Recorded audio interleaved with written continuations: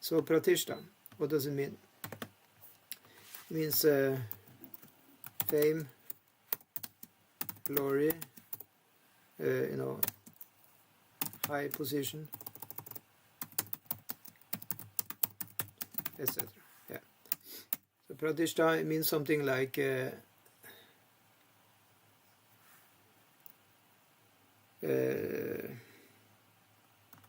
well, I read one place, it means stand against.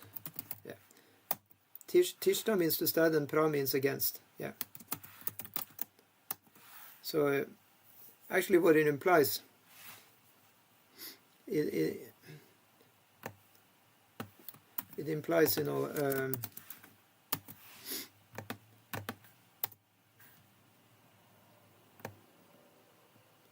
it implies that when you are famous, yeah, Tishta and pra, yeah.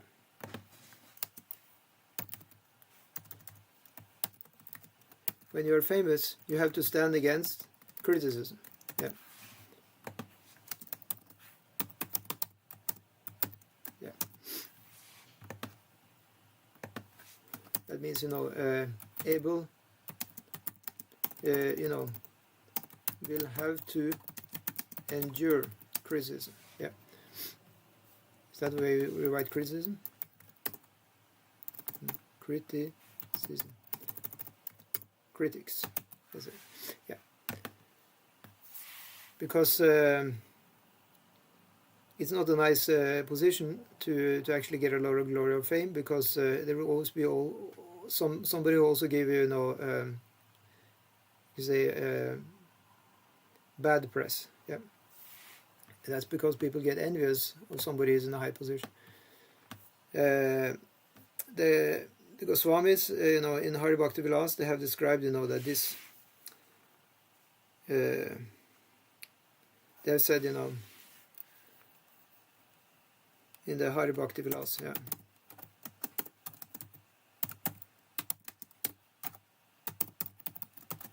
It says, most important, try not to touch the stool of pratishtha. Yeah.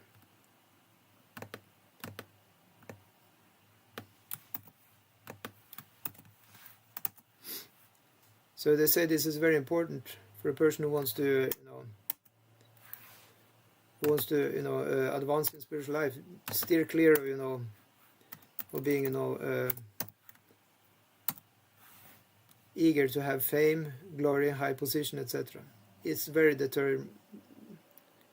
detrimental to spiritual, life.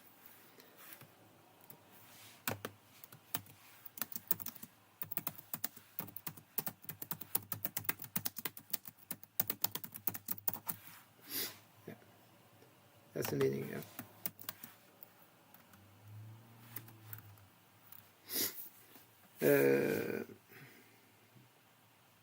They say, that even if you have given up, everything, you can be a great renounced person, but the pratishtha may still be there. One can be, proud that I'm so renounced.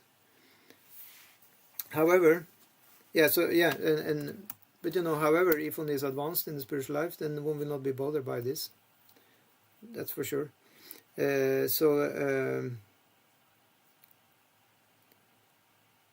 Vishwanath Chakravarti Thakur, he says in his, Madhurya Kandambini, yeah.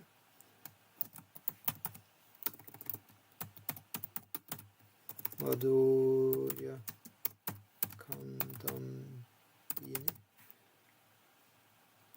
Hope I spelled it right. So he says, that this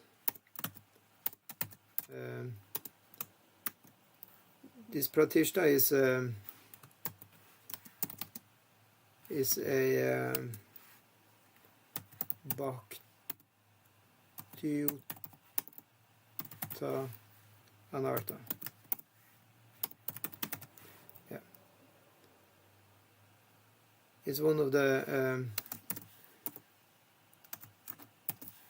so desire for fame, glory is one of the problems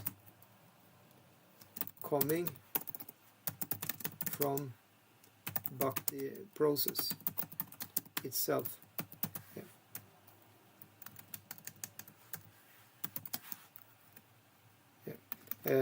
Coming from the performance of bhakti.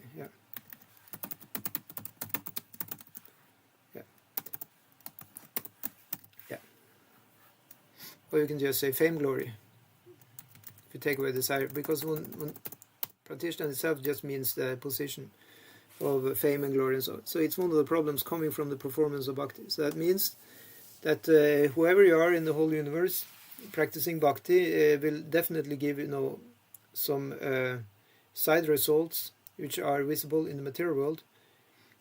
Somebody will respect you and think you are very wonderful because of doing this, and it is very wonderful that somebody is chanting the whole name of Krishna. It's a great worship of Krishna to do that. But if we become proud that somebody else is glorifying us for doing that, then that is a bhakti-yuta anartha. It's anartha means unwanted, something in the way. It's an obstacle. It's a problem. But if we didn't do bhakti, that glorification wouldn't come. So in that way, it's one of the problems actually coming from doing bhakti itself. So that's why it's also said that another problem which can come from practice bhakti is pride. Well, we can think we are better than others. Something can cross, can cross our mind, and that we are like a superhuman or something like this. It's very, very detrimental to spiritual life to think like that. So how to get rid of this? Well, one just has to practice humility. So practice humility.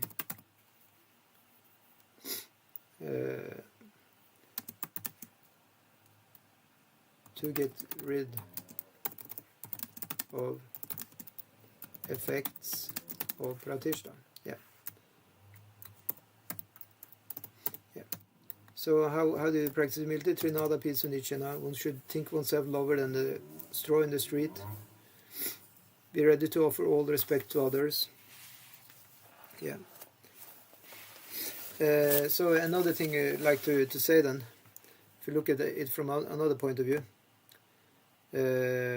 let's see here. We just take this away now, and we'll write now like from another side. You can see so Garuda. Garuda, is the eagle of Krishna. Of Krishna Vishnu. Eagle, which is the carrier. You've seen the picture of Krishna or Vishnu is sitting on top of Garuda. He's a great, sevak, servant of Krishna. Now, he's sometimes called Vainata. Why?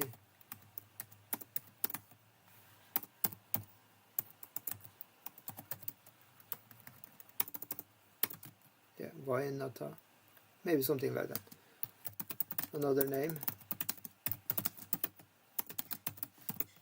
Garuda.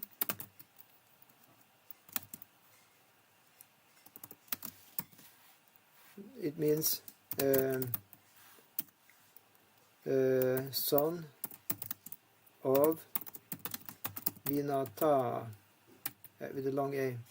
I don't have the diacritics here to write that, or maybe I can find it here. Let's see. Just give me a second.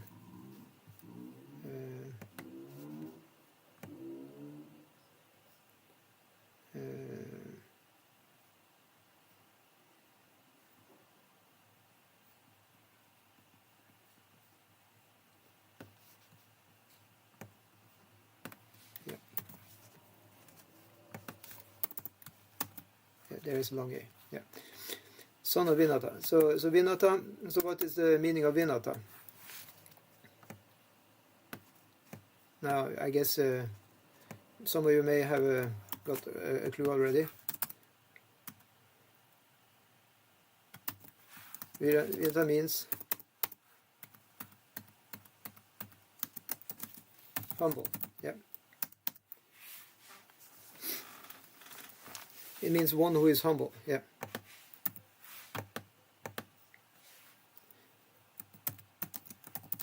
Like you have in the Bhagavatam, Vidya Vinaya Sampane Brahma Gavana Hastini. Yeah. Said, a person who sees, learned and humble Brahmana.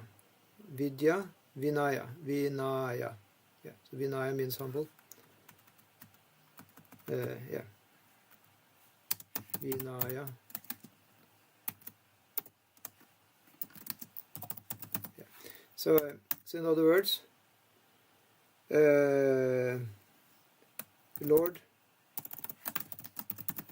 comes riding on the back of humility. Yeah. Yeah. You get the idea. He's very humble. That's why the Lord comes riding on the back of him.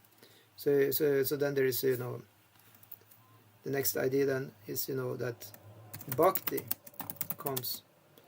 Bhakti, rides on the back of humility.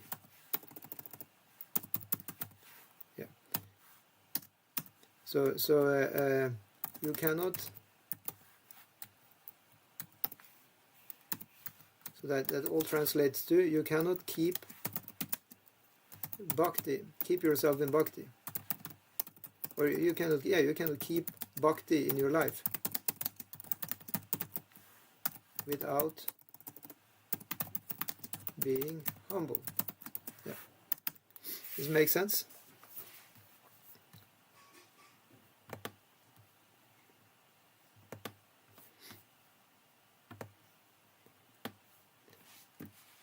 That's the idea. And so Garuda is the son of a very humble mother, like this. And he himself, he is also wise. He's also learned. So Garuda has two wings, and it said that these wings are the two parts of the Samaveda. So in other words, also we can write that also. Garuda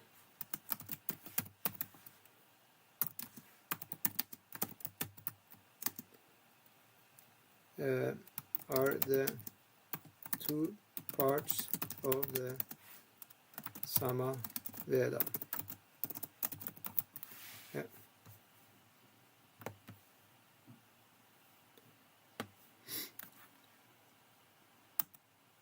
So that means, I think we can translate this, yes? That means to have Vedic knowledge.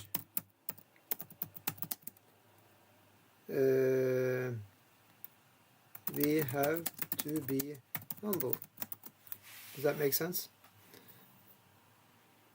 The baked in teachings, looking at Garuda's situation. He has wings full of knowledge, but he's very humble. He's carrying, bhakti, bhakti. He's full of bhakti. He's carrying the Lord. Yeah, that's bhakti. And he has Vedic knowledge. Only because he's, carrying the Lord in a humble state of mind, we can have, knowledge. Yeah. So knowledge is important. But then, of course, somebody can ask. So I'll erase this. I'll continue now with the point of knowledge. So is knowledge, knowledge? Is knowledge bad? Yeah. Is knowledge, or you can say, is knowledge an obstacle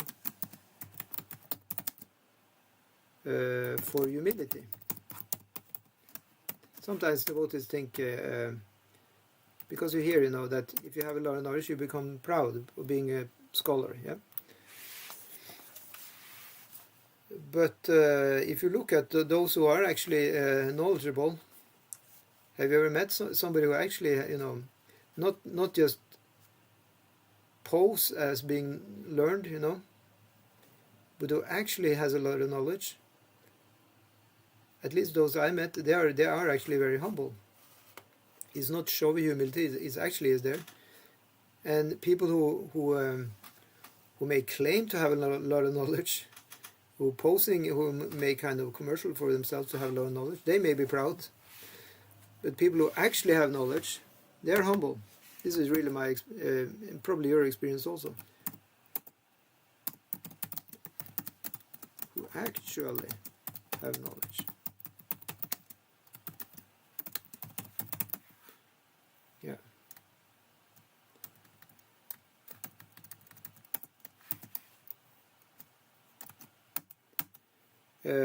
Say for example the six Goswamis. Six Goswamis of Vrindavan. Where they learned?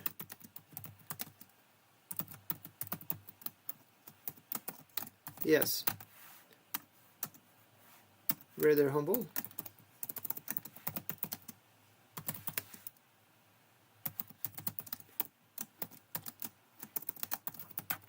Yeah, so in other words, one can be extremely learned and be humble, so there is no problem. Actually, it's said that you get, true education makes you humble. Yeah.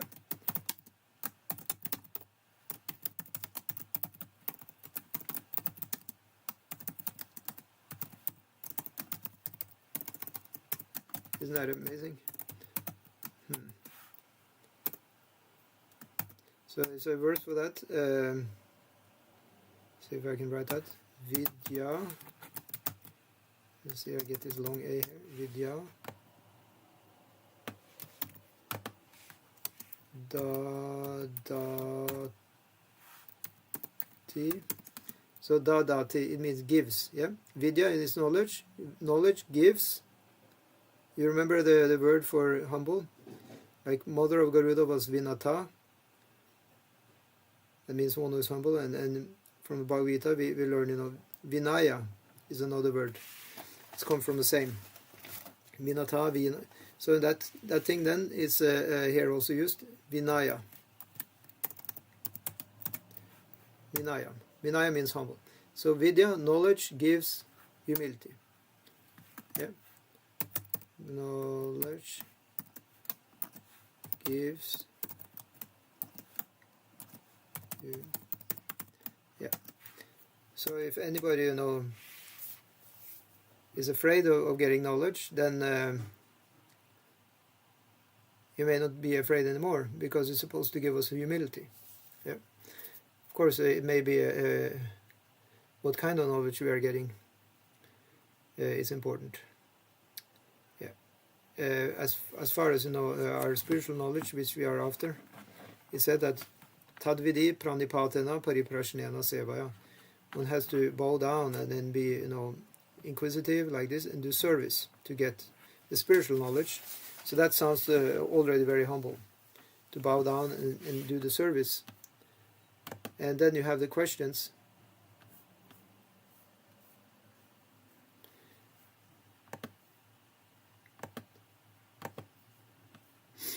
Then that will, you can say, okay, if you ask a lot of questions, how is that humble? Well, that can be very humble, because then we admit that we don't know. Yeah. I'll take up that verse. Let's look at that. Tadvidi pranipatena. Yeah. See.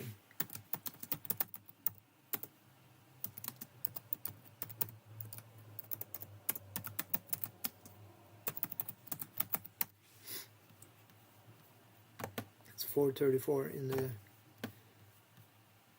Yeah.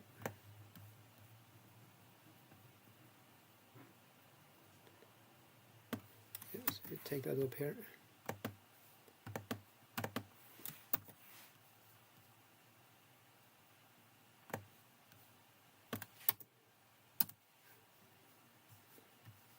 Can you see it there now here?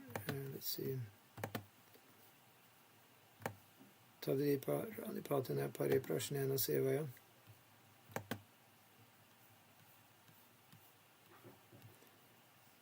Padakshanti gyanam gyaninas tattvadarshina. Yeah. One has to fall flat, pranipat. Yeah. Surrender. That is definitely humble. So after all that, to be humble, ask questions, and do service, then one gets the knowledge. So in other words, humility is a prerequisite for knowledge. Prerequisite. Is that correctly spelled? Prerequisite. I have to check that it's correct. Let's see. Prerequisite.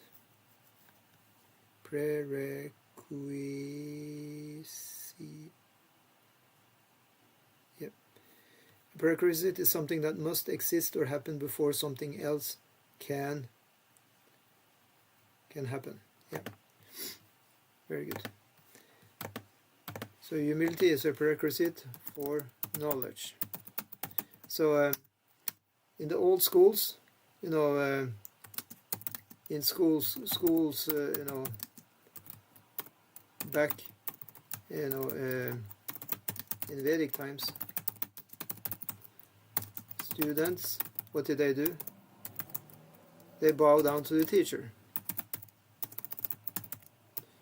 Okay, I'll write them as bullet points here. Let's see, bow down every day before each class. Yeah. And what else you do?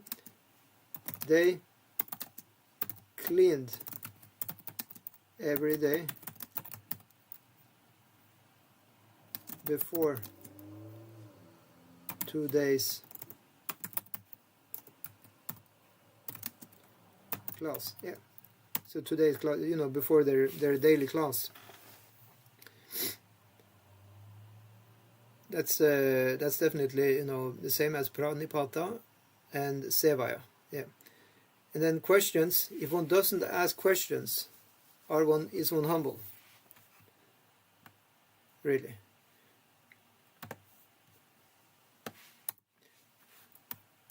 Questions is important to become humble. Okay, say if you don't ask any questions. If you ask no questions, yeah?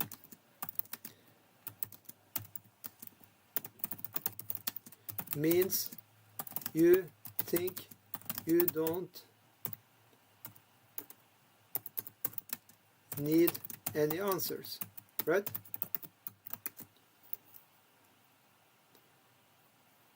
What does that translate to? I already know everything required. Right? That's the thought process. If you don't have any questions, it means you think you already know everything required. You're fine. So why then, are you in the classroom, or why you have a teacher? Well, most probably it's just a temporary affair. The kind of disciple or student who never ask any question, they're usually just there in the beginning and stick around for a little bit of time, and then they're gone. Because they don't learn anything. So one of the things that Prabhupada explained many times, students, you can say, duty is to clear his doubts by asking relevant questions to the teacher.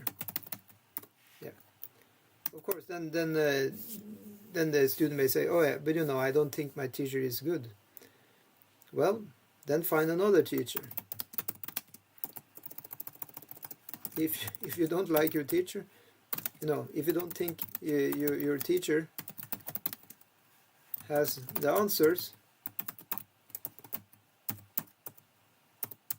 search for and find one who you believe in. Yeah, so that's the idea. One has to find somebody who you feel can give you the answers. Otherwise, it's said, Prabhupada said, if you ask the questions to a teacher but you're not ready to accept the answer, then you're wasting. Of course, you're wasting your own time, because you will not accept the answer anyway, and you also waste the time of the teacher. Yeah. So in that way, we can try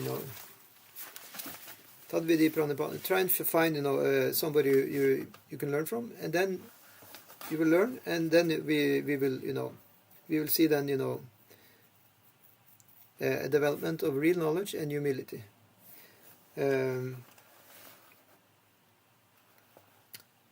Yeah. So otherwise, then the ego is called false ego. Yeah.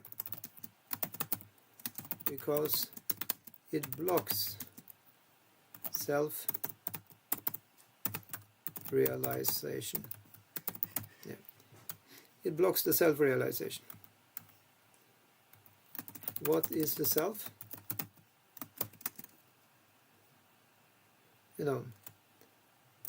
It's self is Atma. Yeah. Now I see if I have this still long A here I had before. Just get the right diacritics here. Just give me a second.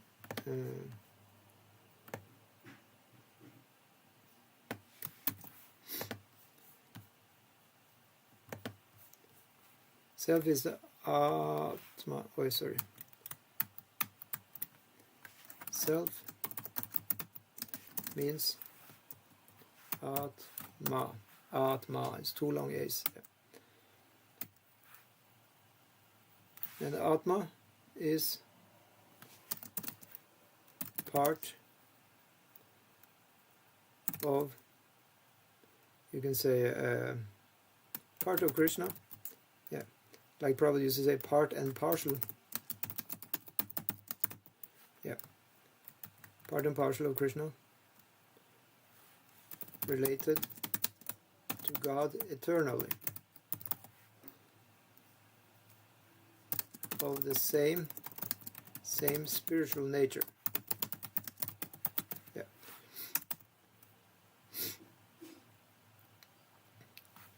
And ahankara.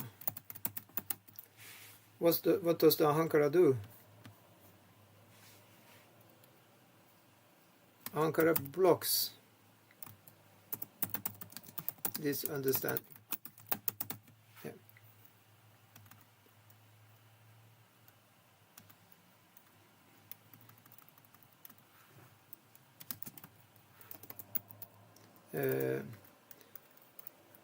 Say another thing about the Atma is dasa. Yeah, dasa. Yeah.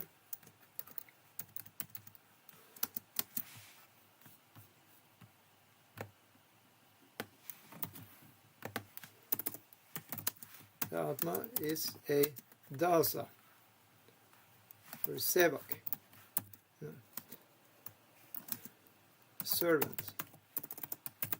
Servant of God. Yeah. So ahankara blocks this understanding because ahankara says that it basically says that the Atma is the body. It gives the identification. Atma is the gross body, yeah, made of 5 material elements, yeah, earth, water, fire, air, and ether. Or you can say Atma is the gross or subtle body, made of you can say 8 material elements. It depends to know what is the conception. So then you have, earth, water, fire, air, ether, mind, intelligence, and ego. Yeah. So there you have the ego itself. So the ego will say, Ahankara, the ego will say that, you can say it's a material ego.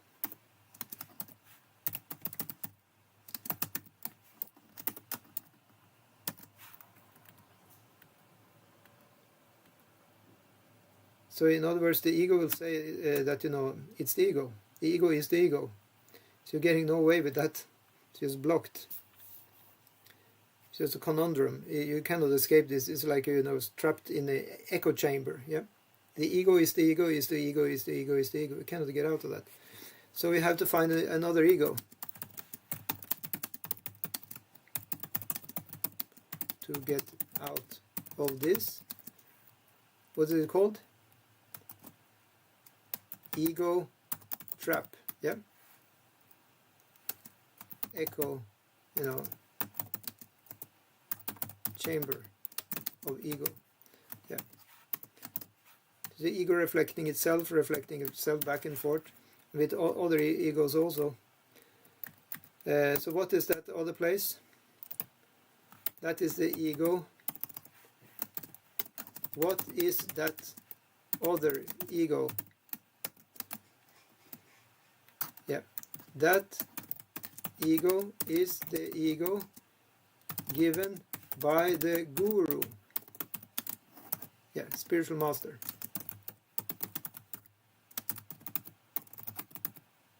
Yeah.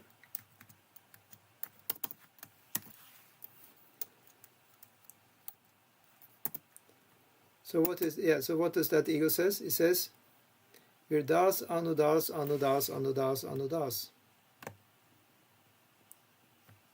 Yeah. You can say, kṛṣṇa Nitya Dasa. Yeah. Aham. So aham, it means me. I am eternal servant of Krishna. Yeah. So that's a different ego, right? Aham. So now, instead of being the body, before you have the false ego, you'll say aham sthula sharira, or slash sukshma sharira.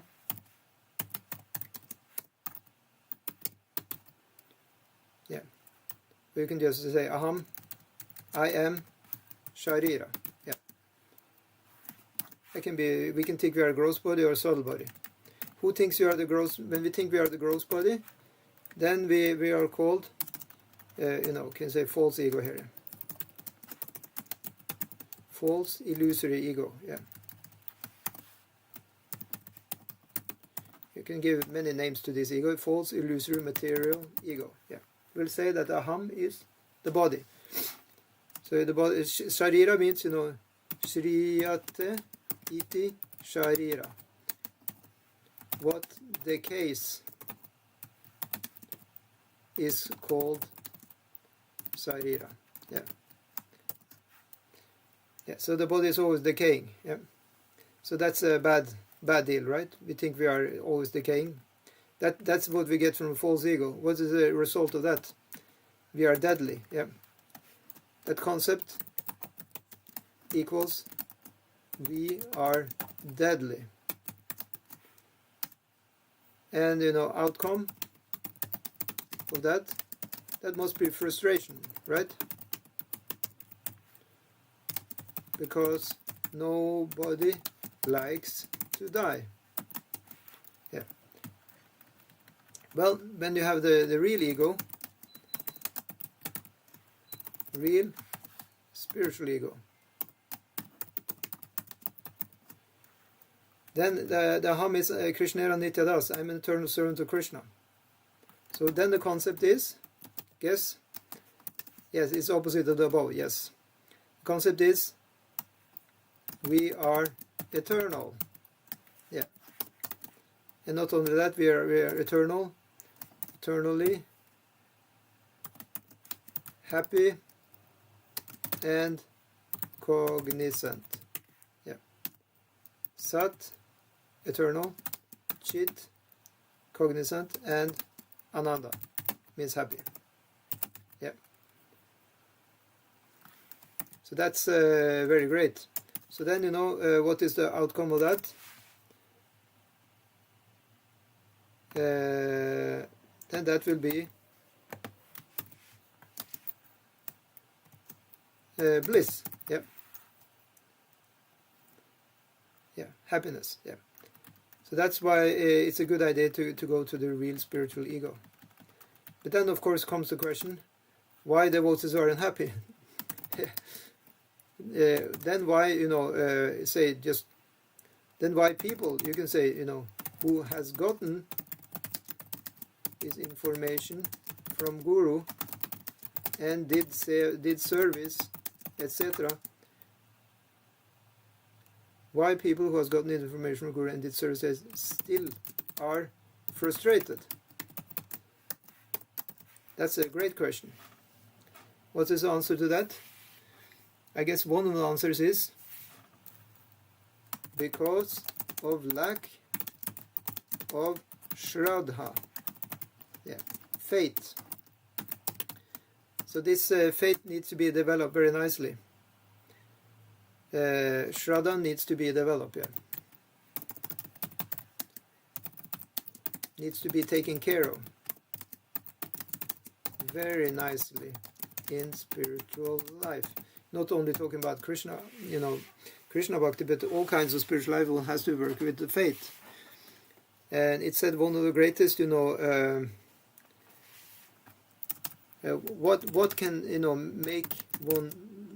So instead of going deeply into, you know, how Shraddha is, we can say one thing which makes, what develops Shraddha? Yeah, let's take that first. So just that we understand, then the more we develop Shraddha, the more we will, you know, we will understand that we are the spiritual ego, and we will be more, you know, happy. Yeah. So what develops Shraddha? Well, one thing. Now I'll give the bullet points here. It's a said. The main thing, number one, yeah, the sadhu sangha. That's the number one. Said sadhu sangha alone just creates that faith. And then you have scriptures. Yeah, let's just say shastra. Yeah. Yeah. So these are creating 1 and 2. Creates shastriya shraddha. Yeah. Faith in Shastra.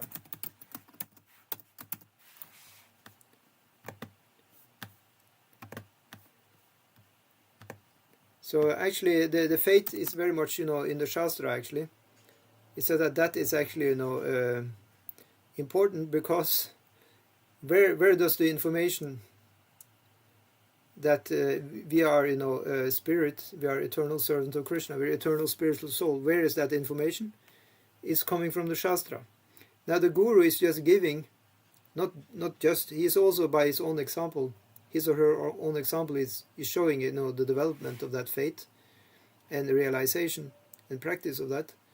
But basically everybody is referring back to the Shastra, because Shastra is the main evidence, main pramana. Yeah. So Shastra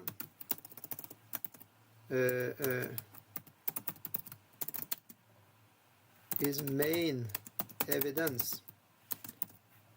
You know, it's called the Shabda Pramana. Shabda Pramana. Yeah.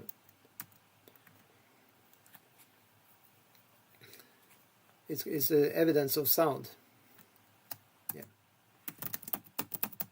The evidence of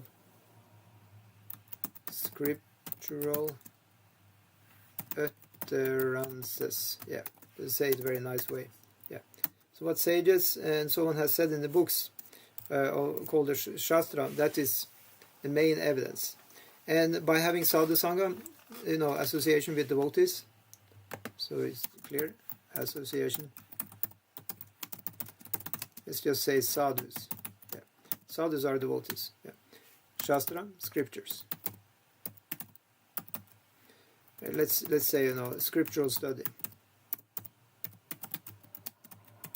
Yeah. Because obviously it's not enough having all the scriptures present. One has to actually study them, and then you can get faith in them by reading them, study them. Yeah. And especially that is happening. One study scriptures in the association of the devotees. That will create faith in the Shastra. Yeah. So as I earlier said, why people who have gotten this information from Guru and did service, etc., if we are still frustrated, that means we lack Shraddha. This is actually the real explanation why devotees, spiritualists, etc., are getting frustrated. Well, actually, we even say frustrated means you're lacking the faith. Misunderstanding is another way of saying lacking faith. Yeah. So Shraddha is really the crux of the issue where it really needs to be healed. But of course it's healed by having the proper association with the devotees. But I just want to make one more point. And that's given here. So we will make it this full circle back to the original point of humility and versus pride, like that, because it's said that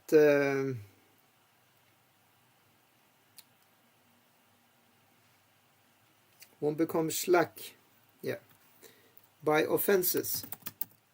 Yeah.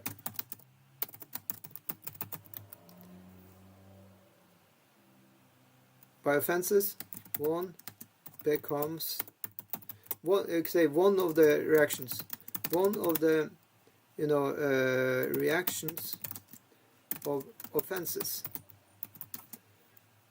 You can say offenses to devotees, to sadhus, yeah, is that one becomes slack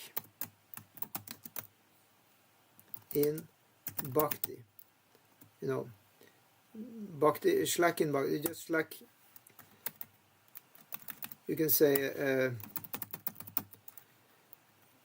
it can be slack in sadhana, slack in faith. Yep. So in other words, lack of Shraddha. Let's just use the English language. Lack in faith may be because of our own offenses. Yeah. So sometimes we need to think about that. If we feel weak in the faith, maybe it's because of our own offenses. Because it said that one of the reactions, if you do offenses to other people, is that we lose our faith in the Shastra. We lose our faith in the other devotees also then. Because what is said about devotees in the scriptures, it's said that they are very wonderful, isn't it? Did you ever read in the scriptures where they say that devotees are bad? No? Because it's not there. Nowhere in the scriptures it said that devotees are bad. It said that they're very nice. If we do offenses to devotees, we may start losing faith in both the devotees and the books they are carrying also. And then, there is no bliss. And guess what? Then we may go around with our illusory ego and be identifying with the body and the mind. Yeah. So that's why getting rid of offenses is very important. And just so we can get back to this also. Pratishta, back to the pratishta, lack of humility may come from absorption in pratishta. Yeah. Pratishta, you remember what that was? Pratishta means glory and fame, or position. Yeah.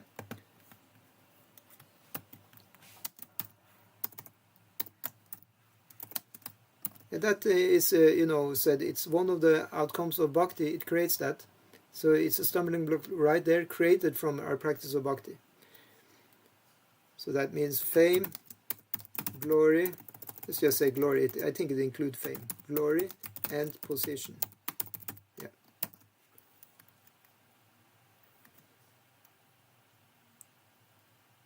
In other words, yeah. Pratishta can make us proud. Yep. And what comes from pride? When we are proud, yeah? What happens?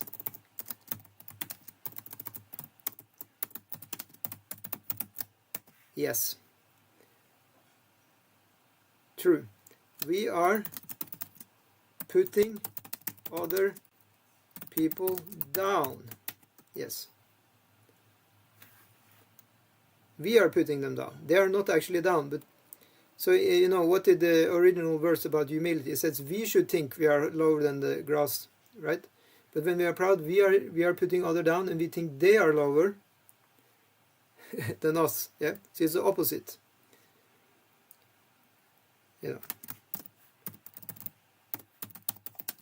Opposite of thinking